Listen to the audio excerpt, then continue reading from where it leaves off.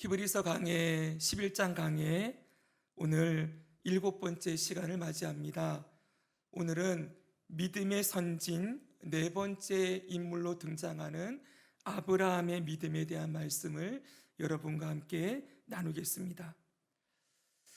믿음장이라고 하는 이 히브리서 11장에서 아브라함에 대한 말씀은 오늘 우리가 읽은 이 8절부터 저 뒤에 12절까지 나와 있습니다.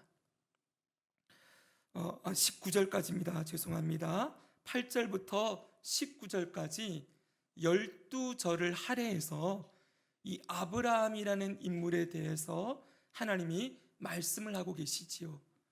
우리가 그 앞에서 봤던 맨 처음 나오는 아벨, 그리고 둘째 에녹, 세 번째 노아에 대한 그 믿음에 대한 말씀은 한 절씩만 있었습니다. 그런데 아브라함에 대해서 하나님이 말씀하실 때에는 12절에 걸쳐서 말씀을 하고 있다는 건 하나님이 그만큼 이 사람에 대해서 하고 싶으신 말씀이 많다는 의미가 있음을 보여주는 것이지요.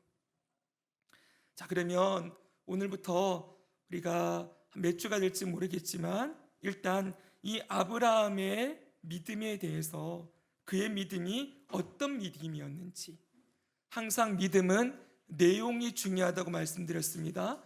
아브라함에게 하나님이 주셨던 그 믿음의 내용이 무엇인지를 오늘 8절을 통해 한번 살펴보겠습니다. 우리 8절 말씀 다시 한번 읽어보겠습니다. 시작. 믿음으로 아브라함은 부르심을 받았을 때 순종하여 장래의 유업으로 받을 땅에 나아갈새 갈 바를 알지 못하고 나아갔으며 아멘. 이게 8절을 보면 믿음으로 아브라함은 부르심을 받았을 때 순종하였다, 이렇게 말씀하고 있습니다. 이렇게 볼 때 아브라함의 믿음의 내용은 한마디로 부르심에 순종하는 믿음이라고 할 수가 있지요. 한번 해볼까요? 부르심에 순종하는 믿음. 네. 자, 이 부르심에 순종하는 이 믿음에 대해서 우리가 살펴보는데 이 8절 말씀에서 우리가 알 수 있는 것이 있습니다. 첫 번째는 하나님은 우리를 부르시는 분이라는 사실입니다.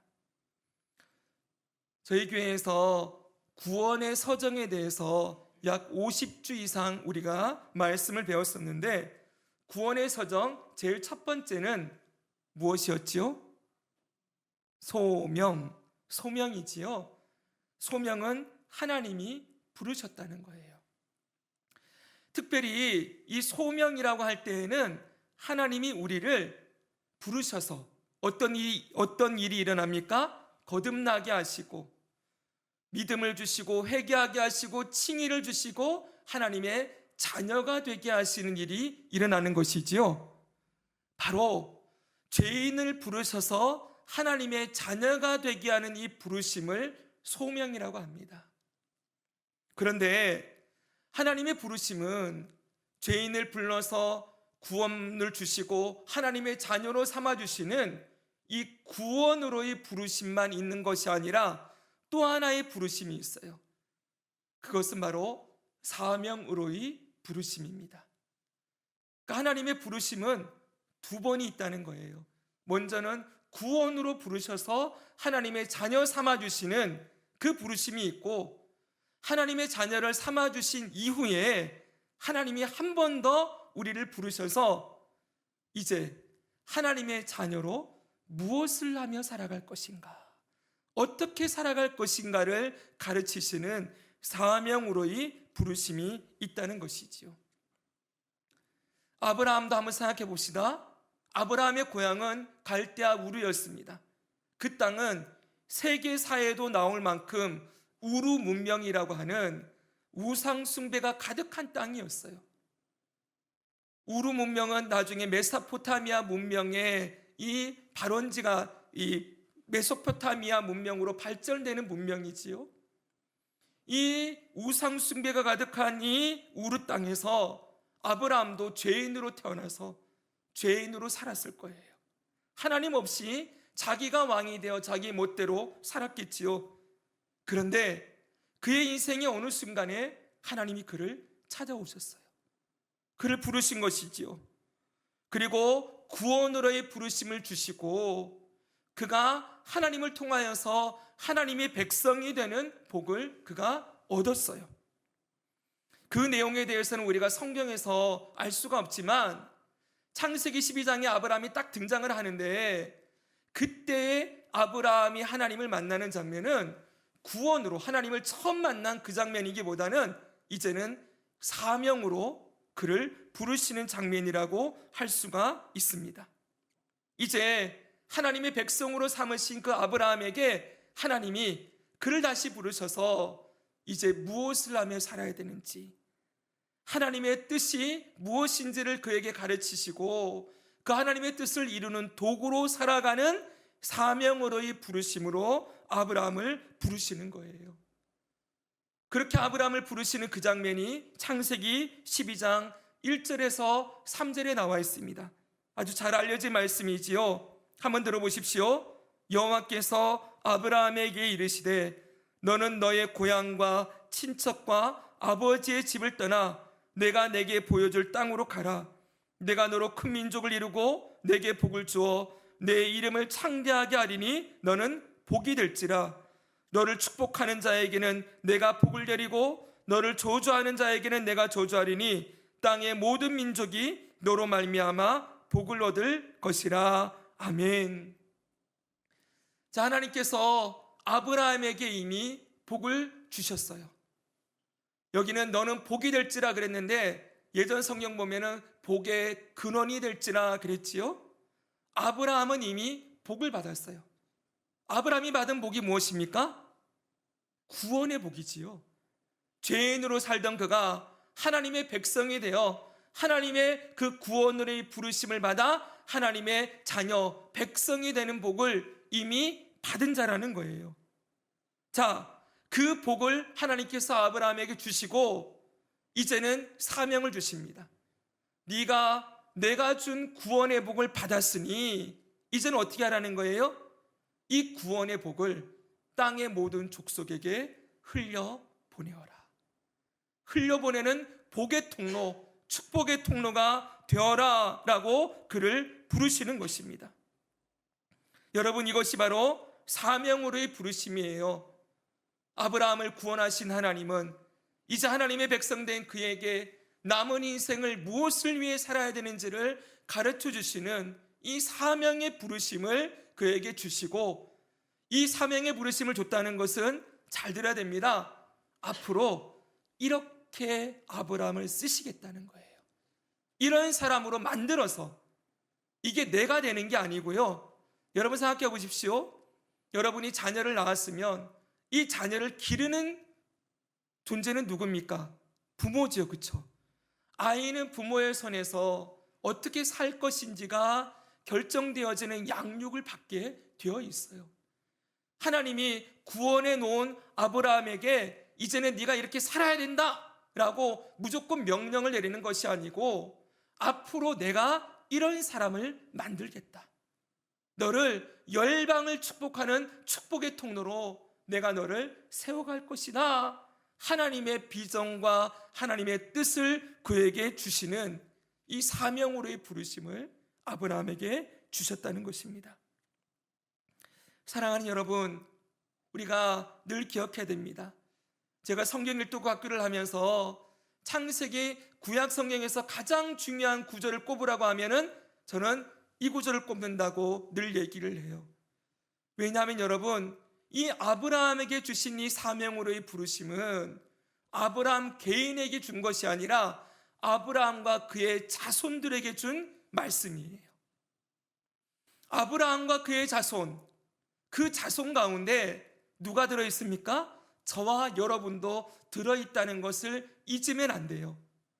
로마서를 보면은 사도 바울이 분명하게 얘기합니다. 믿는 자들은 모두 아브라함의 혈통이라고. 영적으로 아브라함의 자손이 되어서 아브라함이 누렸던 그 복을 우리도 누렸을 뿐만 아니라 그 아브라함에게 주셨던 이 부르심을 그대로 그의 자손된 영적 이스라엘 백성이 된 모든 성도들도 따라가야 된다는 것을 말씀하고 있는 것입니다.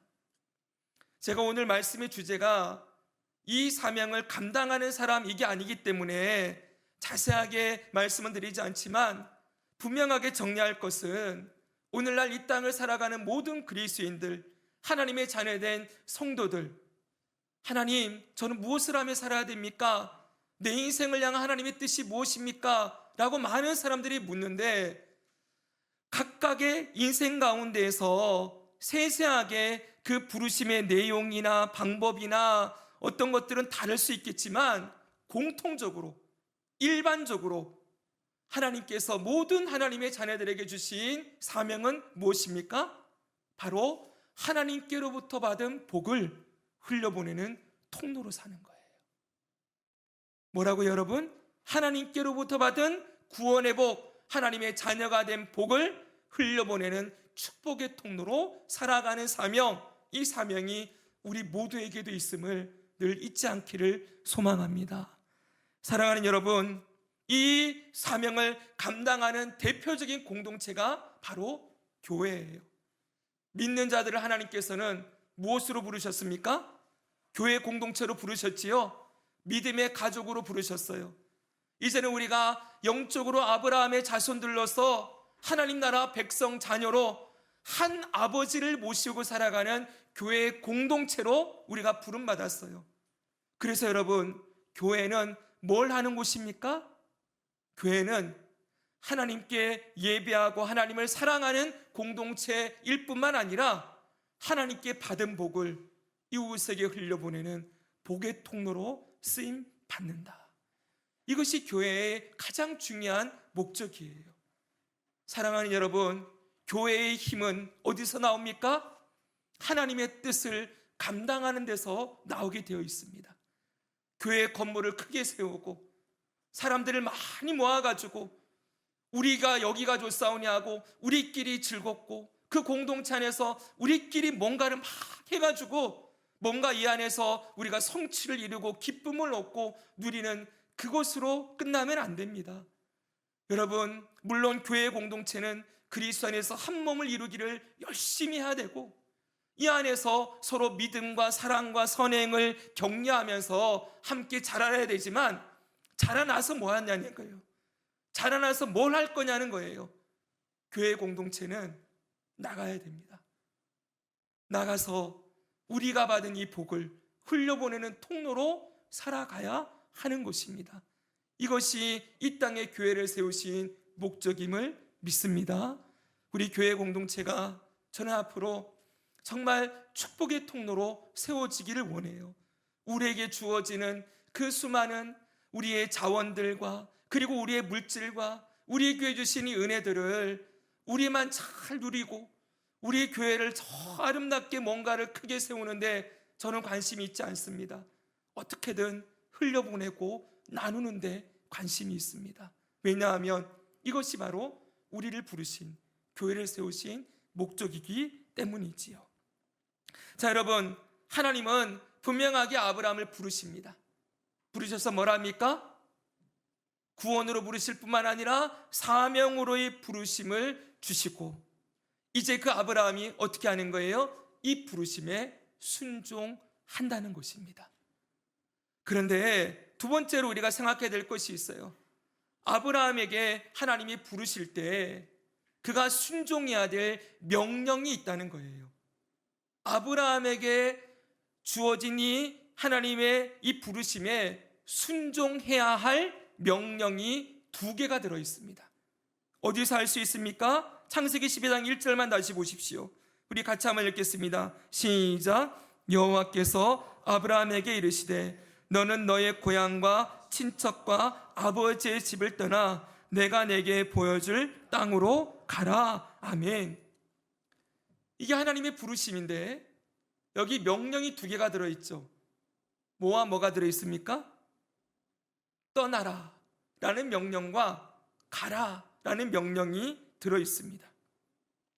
먼저 여러분, 무엇을 떠나야 합니까?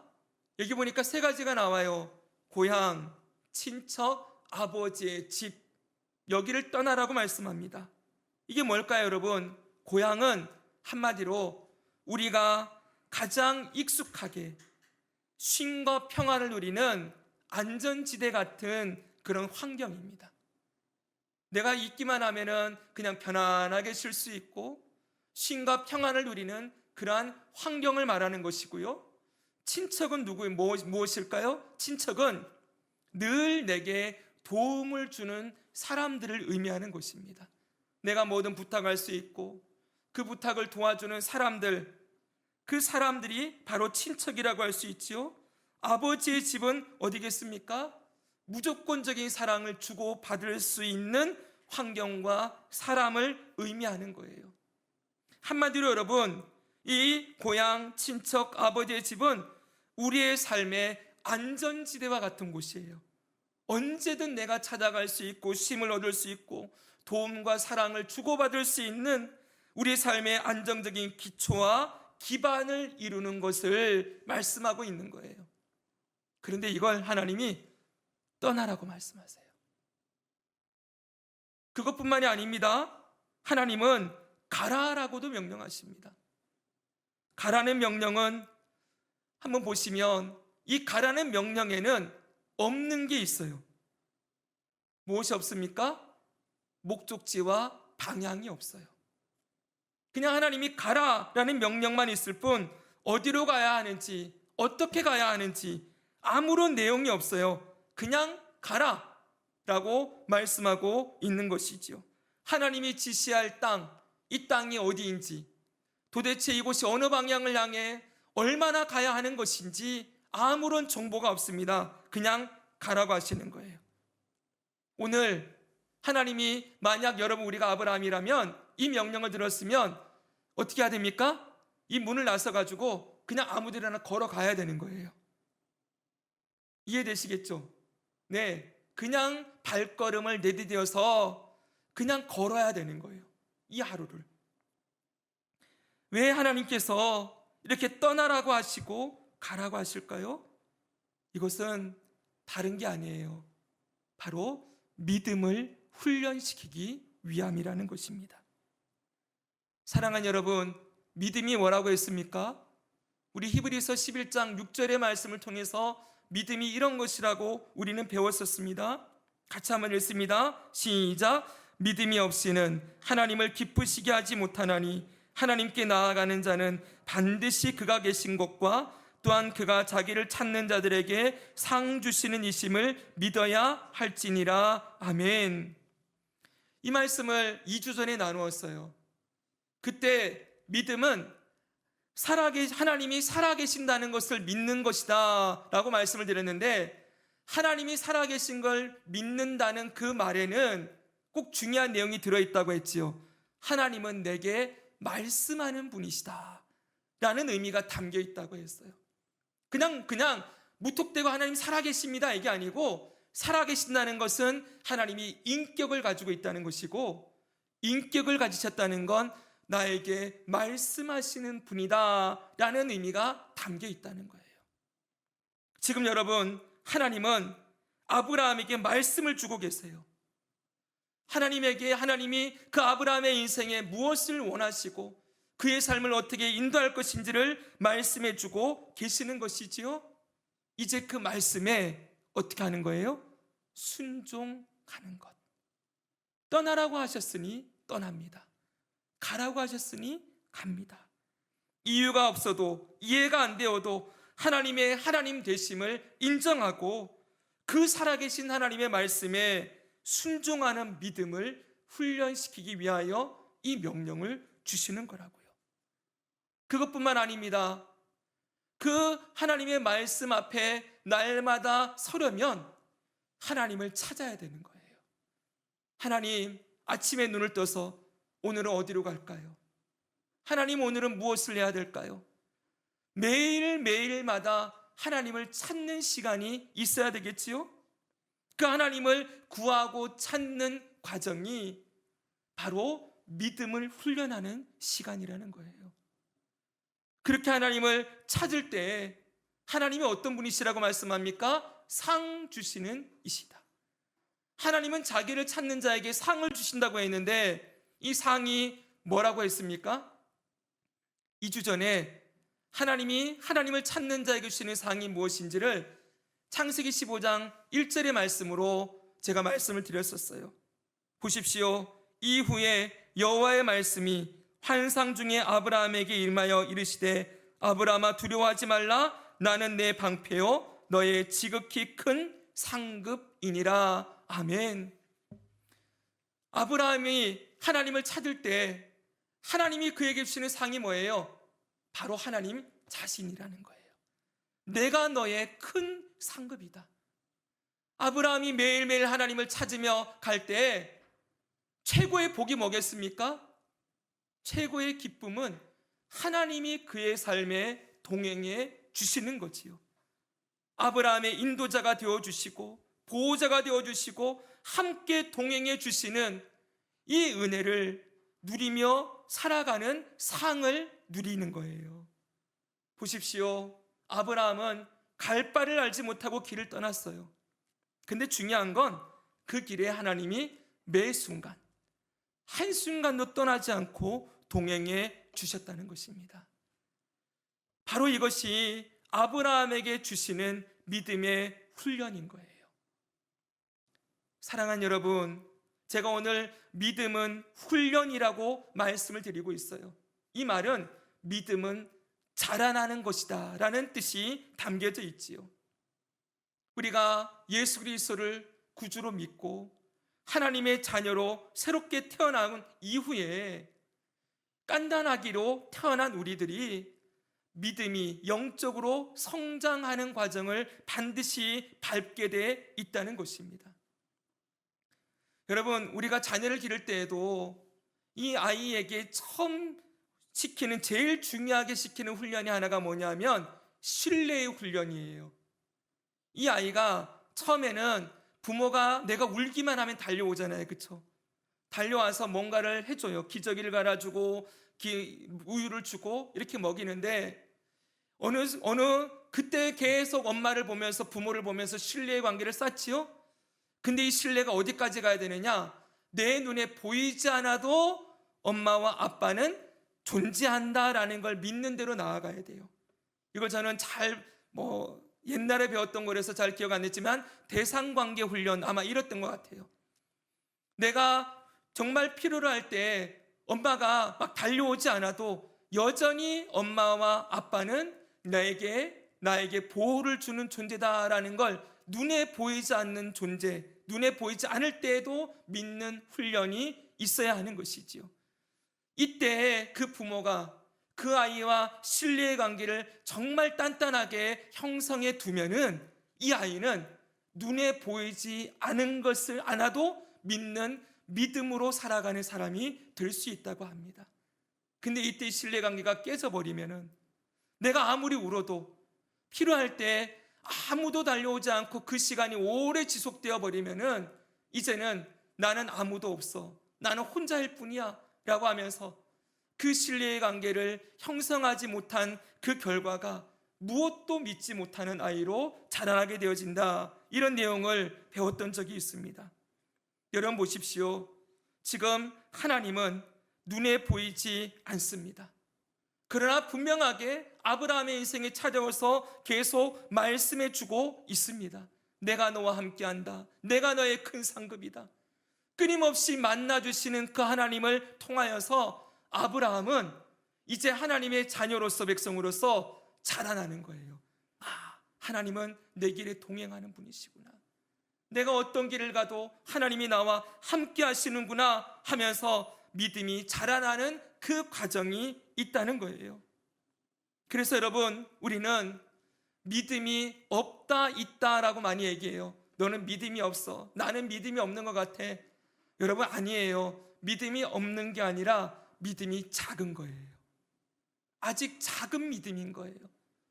어린아이로 태어나서, 갓난아이로 태어나서 아직 그 부모를 다 신뢰하지 못하고 다 믿지 못하는 그 신뢰가 아직 조금밖에 형성되지 않은 작은 신뢰지만 이것이 계속되는 그 부모의 헌신적인 섬김과 사랑과 보호를 통하여서 이 신뢰가 점점 자라나는 거지요. 하나님은 지금 아브라함을 길러가고 있는 중입니다. 길러가는 과정에서 아브라함이 전적으로 하나님만을 신뢰하는 큰 믿음의 사람으로 세워지기를 원하시는 것이지요. 그런데 여기서 중요한 핵심이 있어요. 그러려면 뭘 해야 돼요? 떠나야 되는 거예요. 그러려면 가야 되는 거예요. 왜 그렇습니까? 하나님이 없이도 내가 얼마든지 편안하게 쉴 수 있고, 하나님이 없이도 나를 도와줄 사람이 있는 그 안전지대 안에 머물러 있으면 하나님을 신뢰할 훈련이나 이유가 없어지는 거예요. 왜요? 하나님 없이도 잘 살 수 있는데요.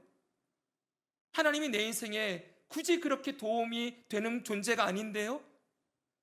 그렇기 때문에 하나님은 아브라함을 그 안전지대에서 불러내는 거예요. 이제 아브라함이 가야 할 길은 고향도 친척도 아버지의 집도 모든 것이 다 사라진 오로지 하나님 한 분만을 바라보며 걸어가야 되는 그 믿음의 길, 그 길로 그를 부르신다는 거예요. 더더군다나 목적지와 방향도 몰라요. 매일매일 하나님이 그냥 이끄시는 곳으로 가는 길로 그를 부르고 있어요. 하나님을 찾지 않으면 살 수가 없는 환경이지요. 매일매일 하나님을 찾고 그분 앞에 서야만 그 길을 걸어갈 수 있는 거예요. 이 길이 너무 막막해 보이고 처음에는 너무나 외롭고 힘들지 모르겠지만, 그러나 이제는 그 하나님과 교제하면서 하나님의 발꿈치를 보고 매일매일 한 걸음 한 걸음 걷다 보니 어디까지 가는 거예요? 어느 순간 가나안까지 도착돼 있는 것이지요. 제가 늘 말씀을 드리는 이야기가 있습니다. 군대에서 행군을 잘하는 방법, 여러 번 말씀을 드렸어요. 군대에서 행군을 할 때 먼 그 목적지를 보고 오늘 가야 할 곳이 저기다라고 하면은, 보통 여러분 군대가 산악으로 이렇게 행군하거든요. 거기를 보고 걸어가면은 가다가 지쳐 쓰러지게 돼 있어요. 왜냐하면 아무리 걸어도 거기 도착할 것처럼 안 보이기 때문이에요. 1시간을 걸었는데도 아직 요거밖에 못 왔어.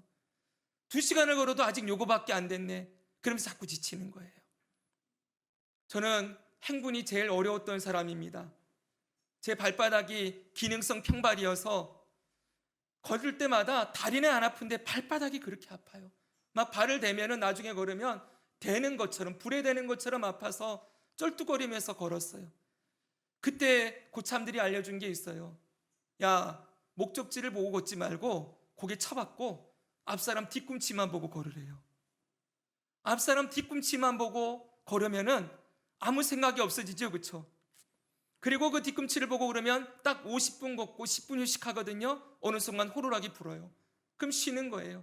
또 불어요, 10분 후에. 그럼 또 고개 쳐박고 앞사람 뒤꿈치만 보고 걷는 거예요. 여러분, 저는 그 시간을 통해서 하나님께서 우리를 인도하시는 길에도 똑같은 원리가 적용된다는 것을 저는 배웠습니다. 내 인생이 앞으로 어떻게 될까? 나는 어디로 갈까? 나는 어떤 사람이 될까? 여러분, 그건 사실 우리의 영역이 아니죠, 그렇죠? 우리는 내일을 모르는 사람이에요. 하루살이와 같고 먼지와 같은 존재예요. 그런 우리가 내일을 계획하고 내일을 바라보고 나의 미래를 아무리 생각한들 그대로 되는 사람이 도대체 어디에 있겠습니까? 우리 이대섭 집사님이 맨날 하는 얘기 있어요. 내일 무슨 일이 날지 아는 사람은 세상에 한 사람도 없다고. 한 치 앞도 모르는 인생이지 않습니까? 그런데 여러분, 우리에게는 누가 계시는 거예요? 하나님이 계시지요. 그분이 우리의 내일이고 그분이 우리의 장래고 그분이 우리의 미래임을 믿습니다. 그러니 우리는 뭘 하는 거예요? 고개 쳐박고 하나님이 오늘 있으라는 자리에서 하나님을 바라보고 매 순간 하나님을 찾으며 그 믿음의 자리에 서 있으면 되는 거예요. 이렇게 한 걸음 한 걸음 하루하루를 살아가다 보면은 어느 순간 우리의 믿음이 자라나는 거고, 어느 순간 사명으로 부르시는 하나님의 뜻을 이루어가고 있는 것을 발견하게 될 것입니다. 사랑하는 여러분, 조금만 더 들어보십시오. 이 세상 사람들을 한번 보십시오. 그들은 철저하게 자신들이 원하는 목표를 앞에다 두고 그것만을 향해 앞만 보고 달려갑니다. 그들의 눈과 귀는 오직 자기에게 집중되어 있어요. 내가 이루고자 하는 목표, 내가 이루고자 하는 성취, 그것만을 향해 달려가니까 아무것도 보이지 않아요.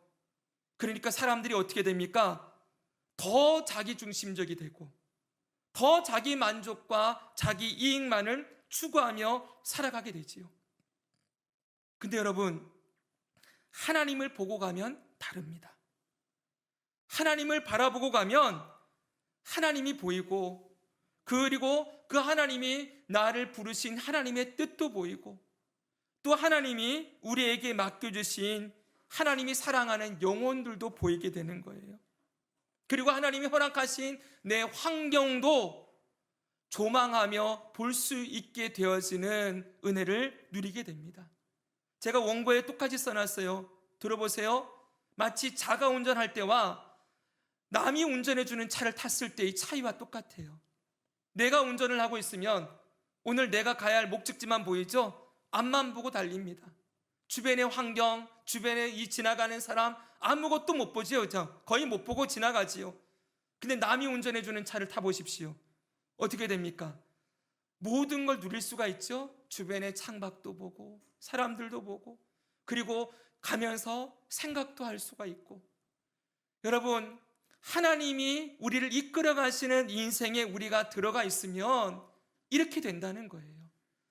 내가 나의 목표를 향해, 내가 나의 길을 개척해서 살아가면 다 놓치고 지나가겠지만, 하나님이 인도하시는 그 길에, 하나님이 가라 하시는 그 길을 우리가 하루하루 걸어가면 뭐가 보여요? 내 목표가 보이는 게 아니라 하나님이 보이고, 하나님의 부르심이 보이고, 그리고 내 주변의 환경, 그리고 사람들이 보이고, 그리고 나의 삶을 뒤돌아보며 묵상하며 돌이키는 그런 시간도 가지게 되는 것이지요. 사랑하는 여러분, 결국 하나님이 원하시는 믿음의 삶은 오늘 이 자리에서 하나님의 부르심을 따라 살아가는 삶입니다. 다시 말씀드립니다. 오늘 이 자리에서 하나님이 부르시는 부름을 따라 사는 삶이라는 거예요. 오늘을 놓치면 안 됩니다. 나는 어디로 갈지 몰라, 뭘 해야 될지 몰라, 하나님이 내 인생 어떻게 쓸지 모르겠어, 이러면서 많은 사람들이 오늘을 놓치고 살아가요. 그리고 자기가 생각한 목표와 계획들만 바라보면서 그게 이루어져야지만 될 것 같은 그런 삶을 살아가지만, 다시 말씀드립니다. 하나님이 원하시는 믿음의 삶은 그게 아니에요. 오늘 하나님 앞에 서는 것이고, 오늘 하나님을 찾는 것이고, 오늘 하나님이 내게 말씀하신 것에 순종하며 살아가기를 원하신다는 것이지요. 내일은 우리의 영역이 아닙니다. 내일은 하나님의 영역입니다. 그러므로 오늘 나를 부르신 이 자리에서 내가 해야 할 일을 충실하게 하며 살아가는 것이지요. 오늘 예배할 것을 내일도 미루지 않고, 오늘 하나님과의 교제의 시간을 헛되이 흘려보내지 아니하고, 내 주변에 하나님께서 나에게 붙여주신 복의 통로로 쓰시려고 붙여주신 영혼들을 외면하고 그냥 지나가지 아니하고, 오늘 나의 삶에 주어진 그 자리에서 우리의 가정과 또 우리의 믿음의 형제 자매들과, 그리고 나의 일터에서 하나님이 나를 보내신 그 자리에서 최선을 다해 하나님의 부르심에 순종하며 살아가는 그 삶을 보고 싶어 하십니다. 그렇게 살아가는 것이 바로 어느샌가 우리가 우리 삶에 주신 귀한 사명, 복의 통로로 살아가고 있는 우리 자신들을 발견하게 될 것입니다. 자, 우리 함께 그렇게 살아가기를 소망합니다. 마지막으로 여러분, 아브라함이 이제 그렇게 하나님을 날마다 바라보며 그 가나안 길로 가는 여정을 다 끝냈어요. 이제 마침내 하나님 뒤꿈치만 보고 걸었더니 어디까지 왔어요? 가나안 땅까지 왔습니다. 그런데 그 하나님이 부르시는 그 땅, 약속하셨던 그 땅에 도착을 해서 살아가려고 하는데 그때 딱 닥치게 되는 일이 있습니다. 무엇이냐면 바로 기근을 만나는 것입니다. 창세기 12장 10절을 보겠습니다. 같이 한번 읽습니다. 시작. 그 땅에 기근이 들었으므로 아브라함이 애굽에 거류하려고 그리로 내려갔으니 이는 그 땅의 기근이 심하였음이라. 아멘. 자, 보십시오. 하나님은 아브라함이 지시하는 그 땅으로 순종하며 부르심을 따라 갔는데 도착한 그 땅에서 뭘 만나요? 기근을 만났다는 거예요. 이 말씀을 통해서 우리가 뭘 할 수 있습니까? 하나님의 부르심을 따라가는 그 순종의 삶에 반드시 고난이 찾아온다는 것입니다. 이건 우리가 기대했던 스토리와는 전혀 다를 수 있어요. 우리는 그렇게 얘기하지 않습니까? 많은 사람들이 믿음으로 살면 형통합니다. 믿음으로 살면 성공합니다. 하나님이 함께 하시면 능치 못함이 없습니다. 얼마나 많은 그런 메시지를 우리가 듣습니까? 근데 여러분, 정작 아브라함은 어떠했습니까? 하나님이 떠나라 했으니 떠났어요. 가라고 하는 대로 갔어요. 그 땅에 도착했어요. 기대했겠지요. 이 땅에서 하나님이 뭔가 나를 위해 하실 일이 있겠구나 그랬는데 막상 기근이 찾아오는 거예요. 여러분, 어떻게 해야 됩니까? 여러분 같으면 그 약속의 땅, 하나님의 순종의 열매로 얻은 그 땅에 도착했는데 기근이 있다면 여러분은 어떻게 하시겠습니까? 자, 가나안이 어떤 땅이라고요? 하나님의 약속의 땅이지요. 기근이 와도 거기서도 뭘 해야 되는 거예요? 매일매일 하나님을 찾으며 그렇게 그 땅을 지키며 살아야 하죠. 왜냐하면 하나님이 가나안 땅을 떠나라고 말한 적이 없잖아요. 가나안 땅에 도착했을 때 이제 됐다, 이제는 저쪽으로 가라 라고 하시지 않았어요. 가나안 땅에 도착하시는 것으로 1차적으로 하나님의 부르심이 이제는 끝이 났어요. 뭘 해야 됩니까? 거기서 살아야 된다는 거예요. 그런데 아브라함은 어떻게 합니까?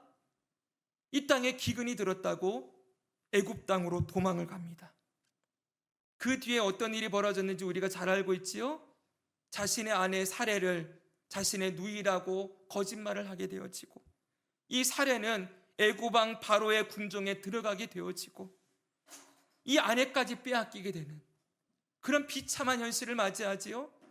하나님이 결국 긍휼을 베푸셔서 그를 건져주시고 아내도 되찾고 다시 가나안 땅으로 돌아오게 하십니다. 보십시오. 아브라함이 하나님의 부르심이 아닌 자기의 생각과 결정을 따라 행동한 결과는 너무나 큰 아픔이고 고통이에요. 하나님의 복음의 통로로 쓰임받기는커녕 스스로에게 거짓말을 하고 아내를 빼앗기고, 하나님께서 그 바로를 책망하신 이후에 보면은 이 바로에게 하나님의 영광이 가리워지고 그리고 민폐를 끼치는 결과를 낳게 되는 걸 볼 수가 있어요. 보십시오, 여러분. 우리에게도 얼마든지 이런 상황이 올 수 있음을 대비해야 합니다. 하나님의 부르심을 따라 순종하는 믿음의 삶에도 언제든지 기근과 고난과 환난이 찾아올 수 있습니다. 그럴 때 우리는 어떻게 해야 됩니까?